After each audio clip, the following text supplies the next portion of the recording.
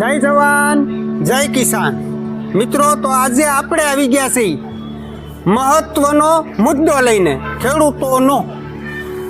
આજે મોરબીની અંદર કલેક્ટર ઓફિસ સુધી ધરણા કાર્યક્રમ હતો. એની અંદર બહેનોની સંખ્યા પણ બહુ ઝાઝી હતી અને કલેક્ટર સમક્ષ જે મુદ્દાઓ રજૂ કર્યા, માંગણીઓ રજૂ કરી, તો કહેવાનું એ થાય છે કે અમુક ખેડૂતો એવું પણ કહે છે કે પહેલાં કંપની એડવાન્સમાં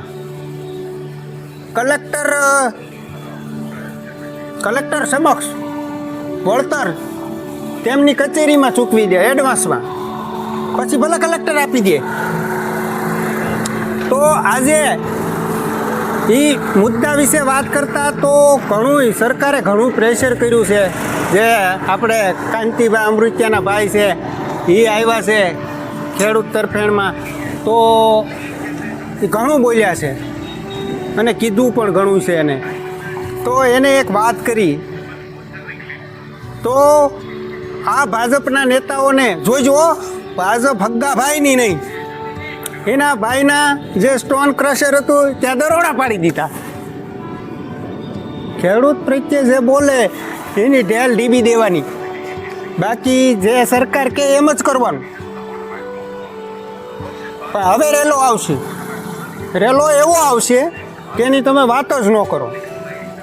અને બીજો આવ્યો છે મુદ્દો, તો એ મુદ્દો એવો છે, જોઈજો ગુજરાતમાં આ બધું રોજ શું હાલે એ તમે જોઈજો. ખાલી અમુક મીડિયા નહીં બતાવે, પણ સોશિયલ મીડિયાથી ઘણાય જોઈશે, સાંભળશે અને સમજશે.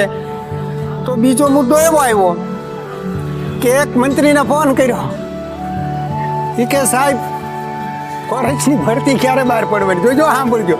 કે સાહેબને મગજ ઠેકાણે નહોતો, એમ કહેતા હતા મારું મગજ ઠેકાણે નથી.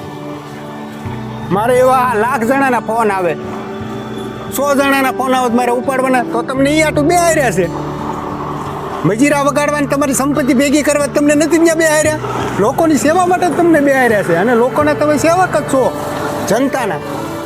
અને તમે આવ્યો આ બેફામ ઉડાવ જવાબ આપી ગયો છો. તમને શરમ નથી લાગતી? ક્યાંક થોડી ઘણી બોલી હોય તો થોડુંક આમ એવું લાગવું જોઈએ તમને કે આપણે કયા હોદ્દા ઉપર બેઠા છીએ, આપણી સમક્ષ લોકોને કઈ ઓલી હોય, અને તમારે જવાબ ન દેવો હોય તો એક નાની એમથી પ્રેસ કોન્ફરન્સ કરી નખાય કે જાહેરાતો આ તારીખે બહાર પડશે. બાકી તમારા મગજ નથી તપાવતા, તમને એ માટે ત્યાં નથી બેહાર્યા. પણ આ ભાજપ છે, આ અહંકારી છે, આને ઉખેડી ફેંકો. 2027માં આનું નામ કાઢી નાખો, મૂળિયા કાઢી નાખવાના, તો એને ખબર પડશે. 30 વર્ષથી જો ખેડૂતોને બેહવું પડતું હોય 15 દી ઊંધી ઉપવાસને આંદોલન કરવા પડતા હોય, તો આ સરકાર નથી, આ તો સ્પેશિયલ કંપનીઓની જ છે, ભાગીદાર જ છે કંપનીઓના જ તે. સમજી લેજો તમે.